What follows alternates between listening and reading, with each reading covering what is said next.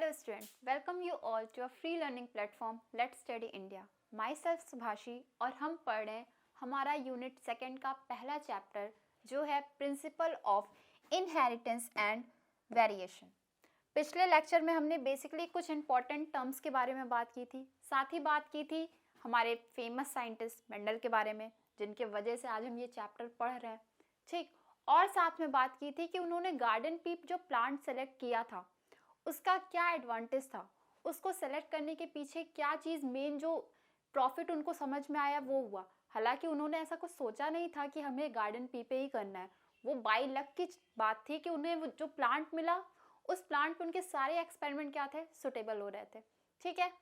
इसके अलावा आज हम पढ़ने जा रहे हैं हमारा मोनोहाइब्रिड क्रॉस, उनके जो दिए गए लॉस थे, ठीक है, वो सारे की बेसिस पे आज हम बात करेंगे। तो चैप्टर स्टार्ट करते हैं। इनहेरिटेंस ऑफ वन जीन, किसी एक जीन के कैसे एक से दूसरे में इनहेरिट हो रहा है, इसी को टर्म में पढ़ते हैं हम मोनोहाइब्रिड क्रॉस के टर्म में। मोनो का मतलब एक, ठीक है। मोनोहाइब्रिड क्रॉस के टर्म में क्या पढ़ेंगे हम, inheritance of one gene. Dihybrid में क्या होगा, inheritance of more than one gene होगा, ठीक है। देखते हैं क्या हो रहा है। Monohybrid cross means crossing between, अच्छा ठीक है, एक चीज तो समझ में आ गया, मोनो का मतलब एक, डाई का मतलब दो, यानी एक से दूसरे में कोई एक जीन अगर ट्रांसफर हो रहा है तो उसे हम कहते हैं मोनोहाइब्रिड। एक से ज्यादा जीन यानी दो जीन अगर ट्रांसफर हो रहे हैं तो dihybrid. Monohybrid cross means crossing between two parents differ in only one pair of contrasting character. दो पेरेंट्स होंगे लेकिन उनमें डिफर क्या होगा, दोनों पेरेंट्स सिमिलर तो हम ले नहीं सकते, ठीक है, उनमें डिफर क्या होगा, एक पेयर क्या, कंट्रास्टिंग कैरेक्टर। मेंडल ने कितने pair of contrasting character choose किए थे, 7 पेयर्स, या हम इसी को बोल सकते हैं 14 ट्रू ब्रीडिंग प्लांट लिया था। Cross between tall and dwarf pea plant and collect all the obtained seed. उन्होंने क्या किया, पहले एक टॉल प्लांट लिया और एक डार्फ प्लांट लिया, उन दोनों ही प्लांट को कलेक्ट करके उनकी क्रॉसिंग ओवर कराई। एक ही कैरेक्टर है क्या, हाइट, हाइट में टॉल और शॉर्ट यही चीज हो सकता है, ठीक है। बीच वाला ट्रू ब्रीडिंग, याद रखना हम बात करेंगे सिर्फ और सिर्फ ट्रू ब्रीडिंग के केस में, या तो टॉल या तो डार्फ, बीच का कोई सिंबल हमें नहीं लेना है, ठीक। अब उन्होंने क्या किया, इनको क्रॉस कराया, क्रॉस करने के बाद जो भी सीड मिली उन सारी सीड को कलेक्ट किया। उसके बाद these seeds grew to generate first hybrid generation या फीलियल जनरेशन या F1 जनरेशन, ठीक है। उन सीड को उन्होंने बाद में क्या किया, जर्मिनेट करना। ऑब्वियस सी बात है, सीड को लेके रखना थोड़ी है, रखे रहेंगे तो कैसे पता चलेगा कि ऑफस्प्रिंग जो है वो टॉल होगा या शॉर्ट होगा, ठीक। तो उसको जर्मिनेट कराना पड़ेगा। अब उसके जर्मिनेटर जब वो जर्मिनेट करेगा तो उसके फिनोटाइप को देख के बताएंगे कि वो टॉल था, यानी फिजिकल अपीयरेंस में वो टॉल है या डार्फ है, ठीक। इसी को कहते हैं क्या, फर्स्ट हाइब्रिड जनरेशन जो दिख रहा है। दूसरा, इसी का दूसरा नाम क्या है, फीलियल, फीलियल का मतलब फैमिलियर होता है, ठीक। और F1 जनरेशन। अगर हम बात करें इस मोनोहाइब्रिड क्रॉस में तो क्या हुआ होगा, टॉल और डार्फ दो प्लांट थे, यही दो प्लांट थे। टॉल के अंदर के जीन क्या है, कैपिटल टी, डार्फ के अंदर की जीन क्या है, स्मॉल टी। यहां से एलिलिक फॉर्म में क्या आएगा, कैपिटल टी ही आ सकता है और तो कुछ आने वाला नहीं है। सिमिलरली यहां से क्या आने वाला है, सिर्फ स्मॉल टी, ठीक। अब इनकी जब क्रॉसिंग ओवर कराई गई तो क्या मिला, कैपिटल टी स्मॉल टी। अब ये तो इसका जीन था, यही इसका F1 जनरेशन में जो प्लांट हमें मिला वो है। इसका फिजिकल अपीयरेंस क्या होगा, टॉल, क्योंकि इसमें डोमिनेंट कैरेक्टर क्या है, टॉल वाला रिस्पॉन्सिबल है, दिख रहा है यहाँ पे कैपिटल टी, तो यानी इसका फिजिकल अपीयरेंस क्या होगा, टॉल। अब मेंडल को यहाँ तक की तो कहानी समझ में आई, यहाँ तक में तो कोई दिक्कत नहीं हुई, ठीक है, टॉल वाला तो डोमिनेंट था तो वो नेक्स्ट जनरेशन में आया तो कोई इशू नहीं। अब उन्होंने क्या किया, इसी F1 जनरेशन को वापस से सेल्फिंग कराई, ठीक है, सेल्फ पॉलिनेशन कराया, मतलब इसी कैप्ट, अब यहाँ पे कोई एक तो नहीं होगा ना, एक से ज्यादा सीड्स बनी है, हमने एग्जाम्पल एक का लेके चला इसलिए आपको एक दिख रहा है, बनी तो एक से ज्यादा सीड्स होंगी। अब क्या हुआ कि इस कैपिटल टी स्मॉल टी को खुद से ही कराया गया कैपिटल टी स्मॉल टी के फॉर्म में। अब क्या आ सकता है यहाँ से, या तो कैपिटल टी आएगा या तो स्मॉल टी आएगा।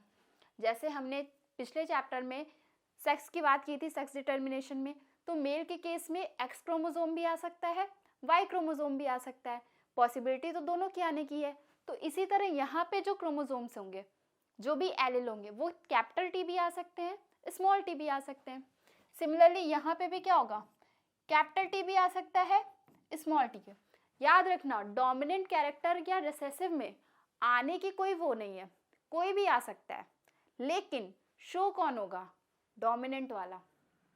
रिसेसिव वाला कभी भी हेट्रोजाइगस कंडीशन में शो नहीं करेगा। डोमिनेंट वाला हमेशा ही हेट्रोजाइगस कंडीशन में ऊपर बैठा होगा, ठीक है, वही शो करने वाला है। लेकिन रिसेसिव वाला बेचारा दब के रहता है। वो अगर हेट्रोजाइगस में, जैसे होता है ना क्लास में बहुत सारे अच्छे तेज तर्राक बच्चे बैठे हैं, अब जो एवरेज बच्चे होते हैं वो क्या होते हैं, चुपचाप शांति से बैठे रहेंगे कि नहीं भैया उनको, या लड़ाई पीट करने वाले, आप वो ज़्यादा बेहतरली समझ सकते हो, ठीक है। बहुत सारे ग्रुप में बच्चे हैं, सारे एक से बढ़कर एक दबंग है, होता है ऐसा।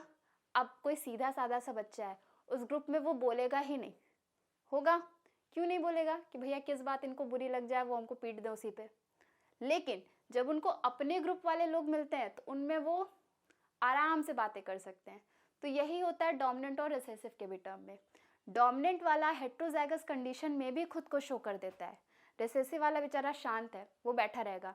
लेकिन जैसे ही रिसेसिव वाले को अपने जैसे यानी होमोजाइगस कंडीशन मिलेगी, वो अपनी जो भी कैरेक्टर्स है उनको शो करता है।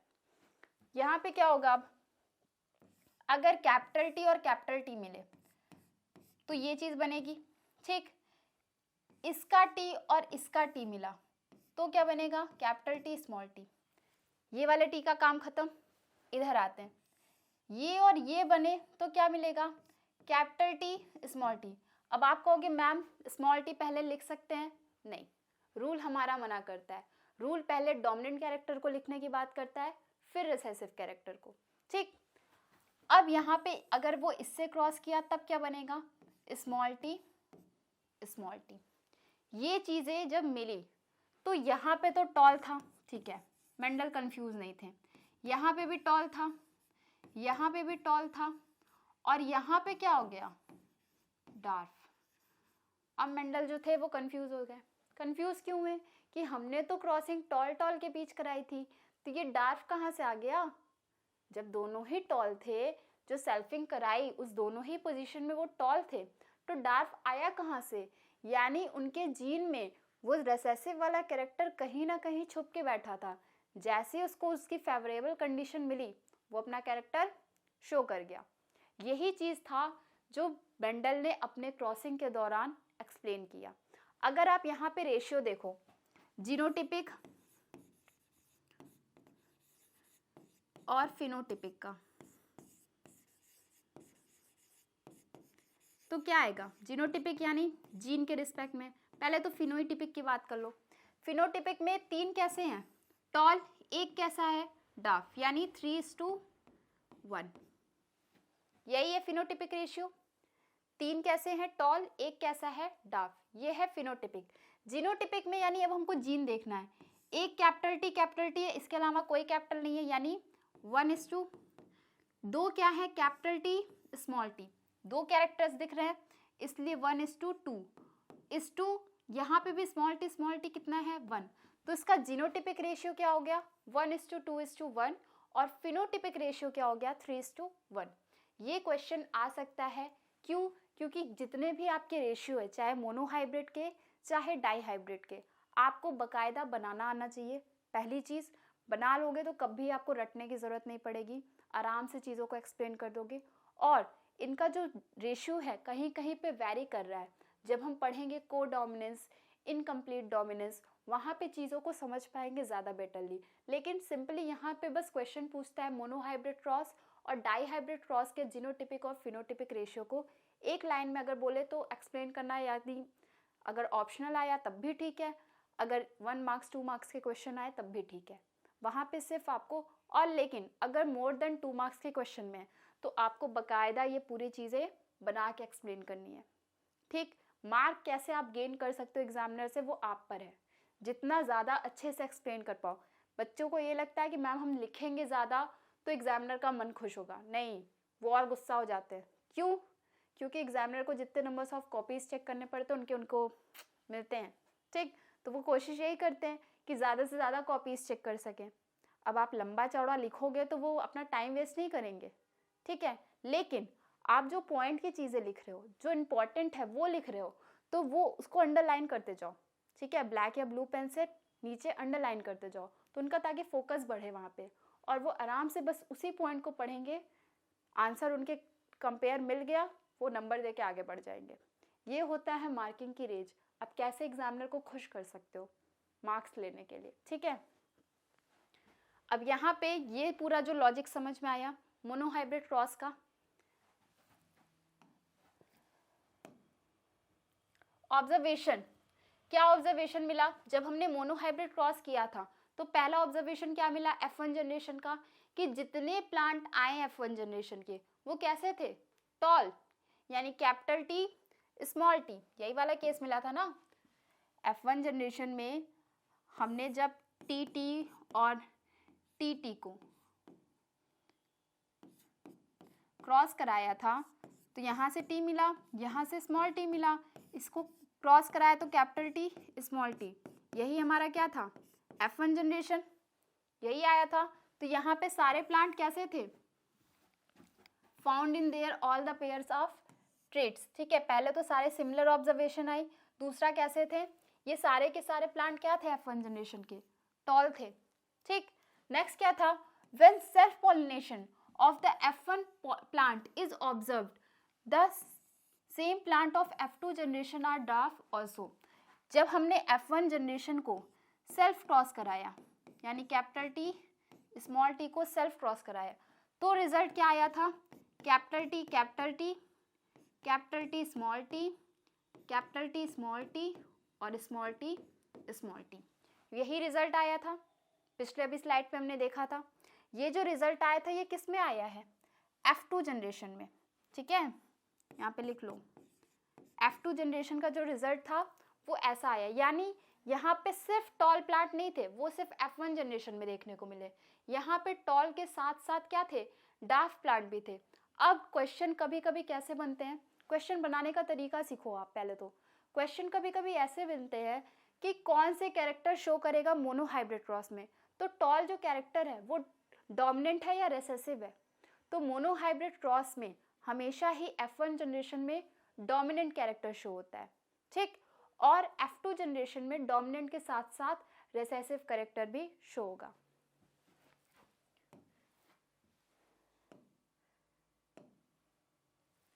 प्रपोर्शन ऑफ F2 जनरेशन, अभी हमने देखा F2 जनरेशन में कैसा था, एक स्मॉल t वाला था आउट ऑफ 4, 4 टोटल मिले थे F2 जनरेशन में प्लांट, तो चारों प्लांट में एक कैसा था? डार्फ, और बाकी के 3 toll.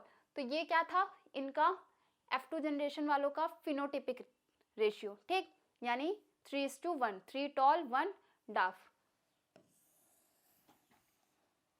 In F1 generation 1 parent trait shown, while in F2 both parent traits shown in the ratio of 3:1 with no blending। ये इंपॉर्टेंट लाइन है, ठीक है। ब्लेंडिंग का मतलब ये नहीं कि कोई बीच का भी आ जाए। टॉल और डार्फ 2 ही केस था तो वो दोनों ही केस आएंगे, या तो टॉल आएगा या तो डार्फ, ये नहीं कि मिडिल हाइट वाला कोई प्लांट है, यानी ब्लेंडिंग नहीं हो रही है। तो यानी F1 जनरेशन में सिर्फ एक पेरेंट को शो किया था, एक ही पेरेंट का कैरेक्टर आया, लेकिन F2 जनरेशन में दोनों ही पेरेंट का कैरेक्टर आया। हमने स्टार्ट कहाँ से लिया था? टॉल और डार्फ 2 प्लांट से। F1 में तो सिर्फ टॉल मिले, यानी एक ही पेरेंट का कैरेक्टर आया, लेकिन F2 में क्या हुआ?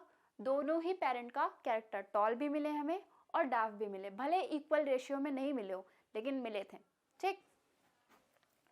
Mendel called factors that passes through gametes from one generation to next generation. अब जो भी उस टाइम पे ऐसा कुछ सीन नहीं था, मेंडल को समझ ही नहीं आया कि ये एक से दूसरे जनरेशन में क्या पास हो रहा है, तो उन्होंने उसका नाम फैक्टर रख दिया। लेकिन आज हमें पता है कि एक से दूसरे जनरेशन में क्या पास आउट होता है, जीन्स। तो बेसिकली आज हम उन्हीं फैक्टर को किस फॉर्म में पढ़ रहे हैं, जीन्स के फॉर्म में। ठीक, genes that code for a pair of contrasting traits are called alleles. यही जीन जो कंट्रास्टिंग ट्रेट्स के पेयर को कोड कर रहे हैं, यानी टॉल, डार्क, ये सारे ही क्या कहलाते हैं, एलेल्स। ठीक, this cross was conduct on true breeding tall and dwarf small t plant। ठीक है, ये जो क्रॉस था मोनोहाइब्रिड क्रॉस, ये ट्रू ब्रीडिंग यानी मिडिल हाइट वालों का नहीं, या तो टॉल होने चाहिए या तो डार्फ होने चाहिए। समझ में आया?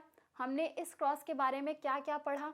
पहले तो ये क्रॉस ट्रू ब्रीडिंग प्लांट में होना ज़रूरी है, यानी proper dominant character toll toll या प्रॉपर रिसेसिव डार्फ वाले कंडीशन में, मिडिल हाइट का कोई सीन नहीं है।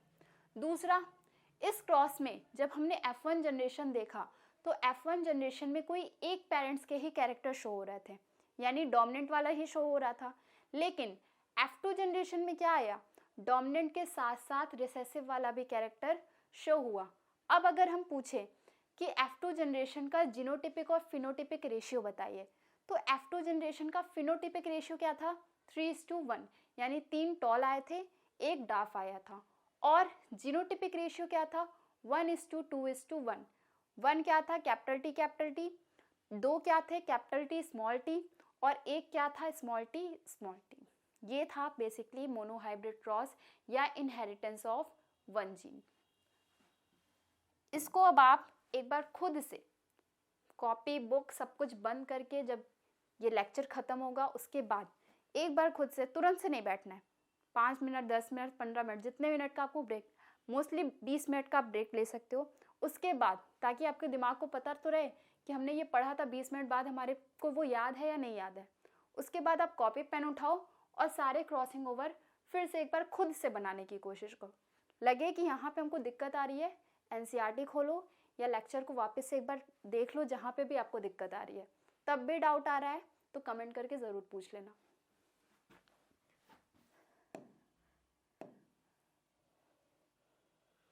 यही हमने बेसिकली अभी देखा था, टॉल टॉल को लिया था, डार्फ को लिया था, यहाँ से क्या आ सकता है, कैपिटल टी, उधर से क्या आ सकता है, स्मॉल टी। इन दोनों को क्रॉसिंग कराया तो कैपिटल टी स्मॉल टी यानी टॉल मिला। अब इसी F1 जनरेशन की सेल्फिंग कराई गई, कैपिटल टी स्मॉल टी को यहाँ से देखा गया तो क्या मिला, या तो कैपिटल टी मिलेगा या तो स्मॉल टी मिलेगा। यहाँ से देखा गया तो क्या मिलेगा, या तो कैपिटल टी या तो स्मॉल टी। अब जब इसका कैपिटल टी और इसका कैपिटल टी कंबाइन हुआ तो क्या मिला, कैपिटल टी। इसका कैपिटल टी और इसका स्मॉल टी मिला तो कैपिटल टी स्मॉल टी। इसी तरह इसका स्मॉल टी और इसका कैपिटल टी तो कैपिटल टी स्मॉल टी, और इसका स्मॉल टी और इसका स्मॉल टी तो दोनों का ही स्मॉल टी। ठीक,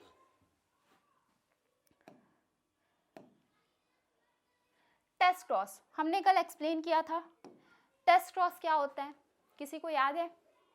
टेस्ट क्रॉस और बैक क्रॉस को बकायदा हमने स्लाइड पे खुद से बना के एक्सप्लेन किया था। नहीं याद है, कोई बात नहीं, फिर से आज देख लेते हैं एक बार। टेस्ट क्रॉस पहले तो जानते हैं ये ज़रूरी किस चीज़ के लिए होता है, क्यों इतना यहाँ पे इंपॉर्टेंस का दिख रहा है। तो cross between an individual with dominant traits and a recessive parent in order to know whether the dominant trait is homozygous or heterozygous। ठीक है, F1 जनरेशन में हमें क्या मिला था, कैपिटल टी स्मॉल टी। अब ये होमोजाइगस था या हेट्रोजाइगस, ये तो हमको उनके जीन से पता चल गया। ठीक है, हमें वहाँ पे जीन दिख रहा है कि एक कैपिटल टी एक स्मॉल टी, यानी वो हेट्रोजाइगस है। दोनों ही या तो कैपिटल टी होते या तो दोनों ही स्मॉल टी होते, तब वो होमोजाइगस होता। लेकिन यहाँ पे हमें तो देख के पता चला, अगर हमारे पास नहीं है तब कैसे पता चलेगा? तो इसके लिए कराया जाता है test cross.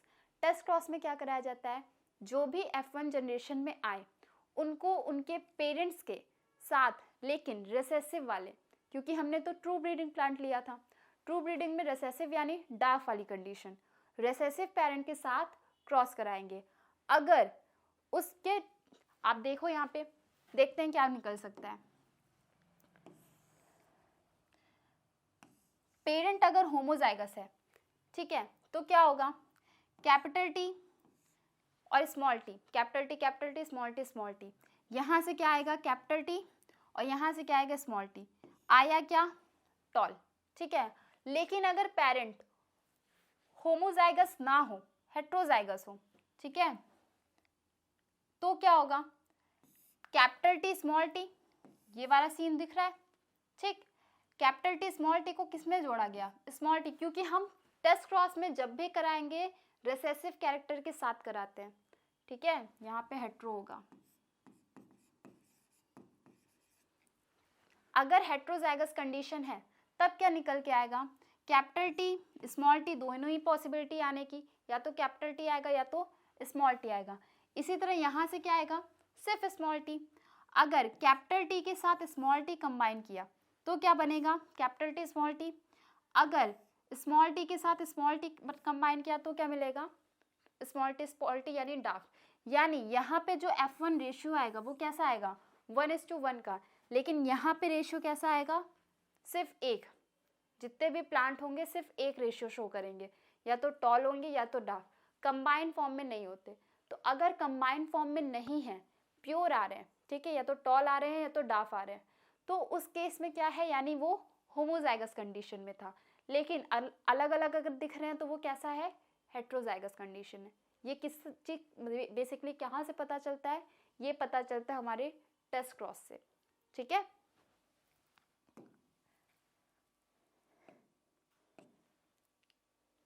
Law of inheritance, अब यहाँ से हमारा जो मेन है इस चैप्टर के सारे लॉज वो स्टार्ट होते हैं। लॉ ऑफ इनहेरिटेंस में मेंडल ने बेसिकली मोनोहाइब्रिड क्रॉस के रिस्पेक्ट में बात की, जिसके थ्रू उन्होंने दो लॉ दिए, एक था लॉ ऑफ डोमिनेंस और दूसरा है लॉ ऑफ सेग्रीगेशन। अब आपको लगेगा कि मैम मेंडल्स के तो 3 लॉ थे, एक लॉ और था, वो लॉ क्या था किसी को याद है, लॉ ऑफ इनकम्प्लीट क्या था अशॉर्टमेंट, ठीक है। तो बेसिकली वहाँ पे क्या हो रहा था, वो जो लॉ था वो लॉ सिर्फ और सिर्फ डाई हाइब्रिड क्रॉस के लिए था। मोनोहाइब्रिड क्रॉस जब मेंडल ने किया तो उसके रिस्पेक्ट में उन्होंने सिर्फ 2 लॉ दिया। वो क्या था, पहला था लॉ ऑफ डोमिनेंस, यानी जो भी डोमिनेटिंग कैरेक्टर होगा वही शो करेगा, और दूसरा क्या था लॉ ऑफ सेग्रीगेशन, यानी दोनों ही कैरेक्टर अलग अलग डायरेक्शन में शो करेंगे। डोमिनेंट वाला अलग रहेगा, रिसेसिव वाला अलग। ये नहीं कि आपस में ब्लेंडिंग हो और कोई बीच का प्लांट मिले, नहीं, दोनों ही सेपरेट सेपरेट चलते हैं। तो ये दोनों लॉ हम देखते हैं क्या है।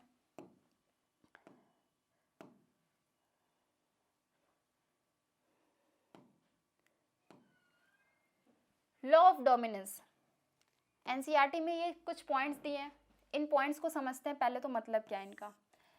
Characters are controlled by discrete unit called as factors. ये तो मेंडल के टर्म में था कि जितने भी कैरेक्टर्स हैं उन्हें कौन कंट्रोल कर रहा है, एक फैक्टर नाम की चीज कंट्रोल कर रही है। आज उन्हीं फैक्टर को हम किसके रिस्पेक्ट में पढ़ रहे हैं, जीन्स के रिस्पेक्ट में। दूसरा पॉइंट क्या है, factors are occurred in pairs. जो भी फैक्टर्स हैं capital T small T capital T small T, ये सारे ही पेयर के फॉर्म में चलते हैं, सिंगल फॉर्म में कभी नहीं चलते, ठीक है। नेक्स्ट क्या है, in a dissimilar pair of factor one member of the pair dominant and other is recessive. यही है हमारा मेन पॉइंट। जब भी अगर 2 मेंबर जो होंगे उस फैक्टर्स में, दोनों ही मेंबर अगर डिसिमिलर है, यानी एक क्या है कैपिटल टी दूसरा क्या है स्मॉल टी, तो एक डोमिनेंट कैरेक्टर है, ये क्या है डोमिनेंट, और ये क्या है रिसेसिव, ठीक है। तो अगर हमारे F1 जनरेशन में चीजें कौन सी कैरेक्टर्स की दिखने वाली हैं, जो डोमिनेंट होगा, रिसेसिव वाला सिर्फ और सिर्फ होमोजाइगस कंडीशन में शो होगा, ठीक। यही कहलाता है क्या, लॉ ऑफ डोमिनेंस, ठीक। अब जैसे यहाँ पे आप देख लो, अगर इस फिगर से आप समझ पाओ तो ए क्या था रेड एप्पल के लिए, ठीक है। रेड एप्पल का फिनोटिपिक वो तो देखने में समझ में आ रहा है, इनका जीन क्या है कैपिटल ए। दूसरा येलो है, दूसरे का जीन क्या है एक स्मॉल ए, यानी डोमिनेंट क्या है कैपिटल वाला कैपिटल ए। अब इनको जब F1 जनरेशन में रखा गया तो क्या दिखा, इनके जीन में कैपिटल ए भी आ रहा है स्मॉल ए भी आ रहा है, दोनों ही आ रहे हैं, तो इनका तो मिक्सचर बनना चाहिए था, लेकिन ऐसा नहीं होता। जो डोमिनेंट होगा वही शो करेगा, जिनमें आता है हमारा रेड वाले एप्पल का। चीज़ें समझ में आई? डोमिनेटिंग कैरेक्टर क्या है या लॉ ऑफ डोमिनेंस किसे कहते हैं? जो भी डोमिनेटिंग कैरेक्टर होगा वही शो करेगा। ठीक। Law of segregation. सेग्रीगेशन का मतलब ही होता है क्या? सेग्रीगेट करना, मतलब सेपरेट, अलग अलग करना। क्या है इसमें? Alleles do not blend. जो एलिल है वो क्या होते हैं, कभी भी ब्लेंड नहीं करेंगे।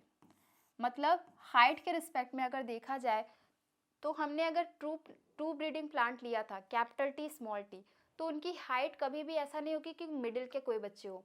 जब भी होंगे या तो कैपिटल टी यानी टॉल होंगे या तो डाफ होंगे, ये नहीं कि मिडिल हाइट के कोई है। And both the characters are recovered during gametes formation as in the F2 generation. और दोनों ही कैरेक्टर कब दिखेंगे? F1 जनरेशन में तो कोई एक कैरेक्टर आ रहा था, लेकिन F2 जनरेशन में क्या थे? दोनों ही कैरेक्टर देखने को मिले थे। During gamete formation traits segregate from each other and passes different gametes.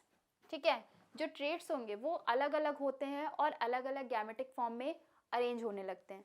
तीसरा पॉइंट कहता है homozygous produce similar kind of gamete but heterozygous produce two different kind of gametes with different traits. ठीक है, जो होमोजाइगस होगा वो क्या करेगा? सिमिलर टाइप्स ऑफ गैमेट बनाएगा, यानी दोनों ही क्या होंगे? या तो कैपिटल टी होंगे या तो दोनों ही स्मॉल टी होंगे। लेकिन अगर हेट्रोजाइगस कंडीशन होगी तो क्या होगा? डिफरेंट काइंड ऑफ गैमेट का फॉर्मेशन होगा। ठीक, यही है हमारा क्या मतलब, चुपचाप से हमें ये याद रखना है, सेग्रीगेशन में ब्लेंडिंग नहीं होती। ठीक है, या तो टॉल रहेंगे या तो डॉफ। ये तो बेसिकली हम हाइट की बात कर रहे हैं ना। मेंडल ने 7 पेयर में जितने भी लिए थे उनके साथ यही होगा। जो भी कैरेक्टर होगा, शीट शेप की बात कर ले, राउंड व्रिंकल में, या कलर की बात कर ले, ग्रीन येलो या येलो ग्रीन में, तो बेसिकली क्या होगा? जो भी डोमिनेटिंग कैरेक्टर होगा वही होगा। पहला ये तो कहलाता है लॉ ऑफ डोमिनेंस। और दूसरा, इनका कभी मिक्सिंग नहीं होगा।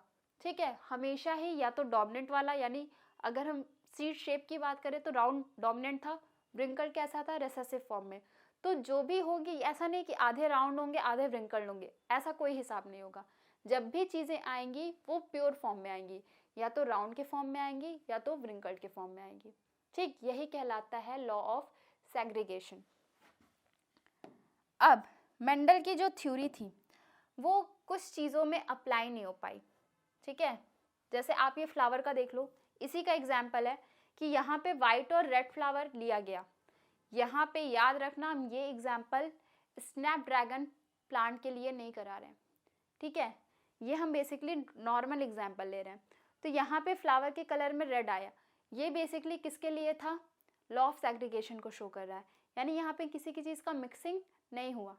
ठीक, ये नहीं कि पिंक फ्लावर दिख गया। लेकिन मेंडल का एक्सपेरिमेंट एक जगह फेल हो गया। फेल कहाँ पे हुआ? जब उन्होंने एंटीहीरियम या स्नैपड्रैगन प्लांट के ऊपर ये एक्सपेरिमेंट करवाया गया। एक्चुअल में मेंडल ने नहीं किया था, अदर साइंटिस्ट ने किया था, लेकिन यहाँ पे उनकी ये सेग्रीगेशन वाली थ्योरी, या आप कह सकते हो लॉ ऑफ डोमिनेंस वाली थ्योरी अप्लाई नहीं हो पाई। क्यों नहीं अप्लाई हुई? क्योंकि यहाँ पे जो रिजल्ट आए वो बहुत ही अजीब आए। अभी तक तो हमने यही पढ़ा कि जो डोमिनेटिंग कैरेक्टर होगा वही शो करेगा, चीज़ें आपस में ब्लेंडिंग नहीं होंगी, लेकिन यहाँ पे वो दोनों ही चीज़ नहीं शो हो रही थी। क्या हुआ इस एक्सपेरिमेंट के दौरान? The type of phenotype of the, ठीक है, hybrid offspring does not resemble any of the parents but it is intermediate between the two. जो भी ऑफस्प्रिंग आए इस पूरे एक्सपेरिमेंट के टाइम, वो अपने पेरेंट्स से बिल्कुल अलग डायरेक्शन में भाग रहे थे। दोनों ही पेरेंट्स से, चाहे मेल या फीमेल, दोनों ही पेरेंट्स से रिजेंबल नहीं कर रहे थे। उनकी अपनी एक अलग ही दुनिया चल रही थी। तो यहाँ पे बाकी साइंटिस्ट को तो समझ में नहीं आया। क्यों? क्योंकि मेंडल ने तो कहा था कि जो भी आएगा वो या तो बिल्कुल पेरेंट्स के ट्रू ब्रीडिंग में होंगे, या तो टॉल के केस में अगर कलर की बात करें तो बेसिकली अगर सीड की कलर है, या आप देख लो फ्लावर क्या वायलेट और वाइट 2 फ्लावर लिए थे, वायलेट वाला क्या था डोमिनेंट कैरेक्टर, रिसेसिव क्या था वाइट वाला। तो उसके शेप में भी देखा गया कि वहाँ पे भी तो ब्लेंडिंग होनी चाहिए थी, बट वहाँ पे तो ऐसा कुछ नहीं हुआ, जो डोमिनेंट कैरेक्टर था वही हमें दिखा। तो यहाँ पे ऐसा क्या हो गया, तो फिर ऐसा देखा गया कि मेंडल के कुछ जगह ये रूल फॉलो नहीं हो रहे हैं, उन्हीं को हम पढ़ते हैं किनमें, इनकम्प्लीट डोमिनेंस। नाम में ही समझना है, इनकम्प्लीट डोमिनेंट यानी डोमिनेटिंग कैरेक्टर इनकम्प्लीट फॉर्म में आ रहा है, प्रॉपरली नहीं शो कर रहा है। एग्जाम्पल इसका स्नैपड्रैगन या एंटीरियम, ठीक है, ये एग्जाम्पल याद रखना है। हुआ क्या था, उन्होंने 2 फ्लावर लिए, एक जो फ्लावर था वो प्योर रेड कलर का था और एक जो फ्लावर था वो वाइट कलर का था। अब रेड कलर के फ्लावर के लिए उन्होंने क्या रखा, R R, capital R capital R. White वाले फ्लावर के लिए उन्होंने क्या रखा, कैपिटल आर स्मॉल आर। अब जब इन दोनों का ही क्रॉसिंग कराया गया तो फ्लावर कैसा मिला, फ्लावर मिला कुछ इस शेप का, ठीक है, कुछ इस शेप का मिला, जो कि किस कलर में आ गया था, पिंक कलर में।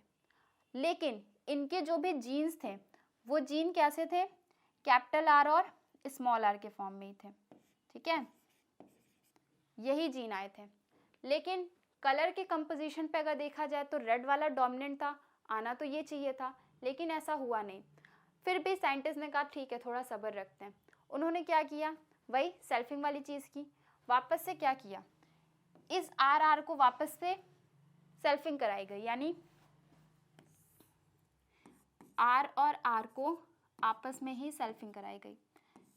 यहां से क्या निकल के आ रहा है, या तो कैपिटल आर आएगा या तो स्मॉल आर आएगा, और यहाँ पे क्या आएगा, कैपिटल आर स्मॉल आर, ठीक। अब क्या होगा, आप ऐसे ऐसे करो, कैपिटल आर से कैपिटल आर जब कंबाइन होगा तो ये बनेगा, इस आर से इस आर जब कंबाइन होगा तो ये बनेगा, स्मॉल आर से कैपिटल आर तो कैपिटल आर स्मॉल आर, और स्मॉल आर से स्मॉल आर तो क्या बनेगा, स्मॉल आर स्मॉल आर, ठीक। यहाँ पे जो फ्लावर का कलर था वो क्या था, रेड, यहाँ पे क्या था, पिंक, यहाँ पे क्या था, पिंक, और यहाँ पे क्या था, वाइट, ठीक। ये बेसिकली उन्होंने दिया रेड, पिंक, पिंक और वाइट, ये उनका क्या था, जीनोटिपिक, ठीक है, सॉरी फिनोटिपिक, क्या उनका फिजिकल अपीयरेंस आ रहा था।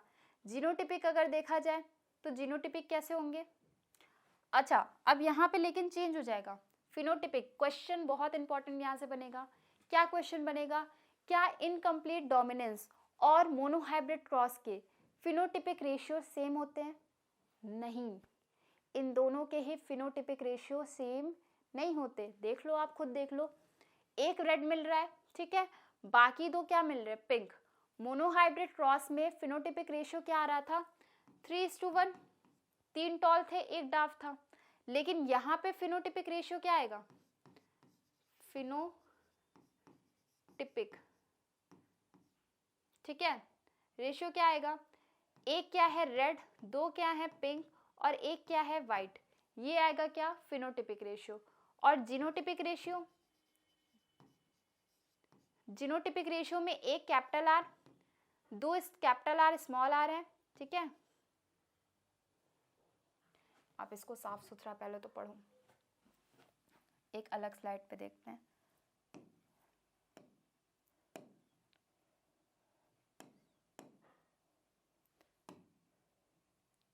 ठीक है, देखते हैं यहाँ पे बेसिकली क्या हो रहा है कि जो भी मोनोटिपिक या फिनोटिपिक रेशियो है जीनोटिपिक का, अगर मोनोहाइब्रिड क्रॉस में था, मोनोहाइब्रिड क्रॉस में क्या आ रहा था, 3:1, ये क्या आ रहा था, फिनोटिपिक रेशियो,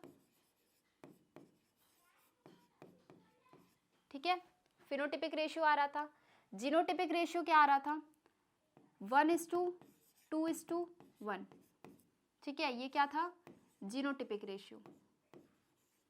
लेकिन अगर हम इनकम्प्लीट डोमिनेंस की बात करें,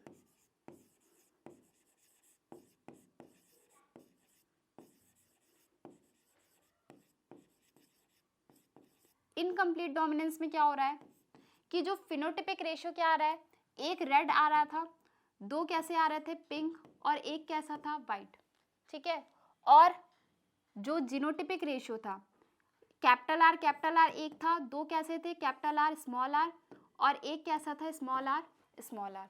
यानी इन दोनों के ही जीनोटिपिक बात करें या फिनोटिपिक की बात करें, दोनों ही रेशियो कैसे हैं, सेम आ रहे हैं। किन में, इनकम्प्लीट डोमिनेंस में। लेकिन मोनोहाइब्रिड क्रॉस के दोनों ही चीजें डिफर थी। क्वेश्चन जो बनते हैं वो यहीं से बनते हैं। यहाँ पे हमारा जो थ्योरी था वो बेसिकली फेल हो गया, ठीक है। फेल हुआ इसलिए कहीं ना कहीं ये सारे टॉपिक जो है वो इम्पॉर्टेंट हो जा रहे हैं, ठीक। इनकम्प्लीट डोमिनेंस और मोनोहाइब्रिड क्रॉस के बीच का डिफरेंस समझ में आया। जीनोटिपिक और फिनोटिपिक के रेशियो यहाँ पे मोस्ट इम्पॉर्टेंट है, याद रखना बहुत ज़रूरी है। याद नहीं रखेंगे क्वेश्चन नहीं बन पाएगा, और क्वेश्चन नहीं बनेगा तो मार्किंग नहीं मिलेगी, सीधी सी बात है। तो इसके लिए आपको क्या ज़रूरत है, इस चैप्टर में फुल कंसंट्रेशन करना है प्रैक्टिस पे। जितने नंबर्स ऑफ क्वेश्चन आप एक दिन में सॉल्व कर लो इस चैप्टर के, उतना ज़्यादा अच्छा है। सारे चैप्टर्स इंपॉर्टेंट है, लेकिन आपको उन चैप्टर्स के बारे में थोड़ा थोड़ा आइडिया है। ये चैप्टर एक्चुअल में टफ नहीं होता, लेकिन कॉन्सेप्ट मांगता है। आपके जितना बेसिक नॉलेज अच्छा है इस चैप्टर में, आप उतना अच्छा इस चैप्टर को कर सकते हो, ठीक। तो मिलते हैं हम नेक्स्ट क्लास में, जिसमें हम पढ़ेंगे हमारा क्या, इनकम्प्लीट डोमिनेंस तो आज ही बात की ली, को डोमिनेंस के बारे में, डाईहाइब्रिड क्रॉस और मेंडल के जो थर्ड लॉ है उनके बारे में। लेकिन साथ में आपके जो इस चैप्टर से रिलेटेड या इस टॉपिक से रिलेटेड जो भी आपके एनसीईआरटी में क्वेश्चंस है डाईहाइब्रिड क्रॉस में या इनकम्प्लीट डोमिनेंस के सेंस में, या आप पीवाईक्यू देखोगे तो वहाँ पे जो क्वेश्चन आए आप उन्हें उसी दिन सॉल्व करके हटा लो, ताकि बाद में आपके जो बर्डन है वो कम होते रहें, ठीक है। मिलते हैं नेक्स्ट क्लास में, तब तक के लिए आप पढ़ते रहो। Thank you.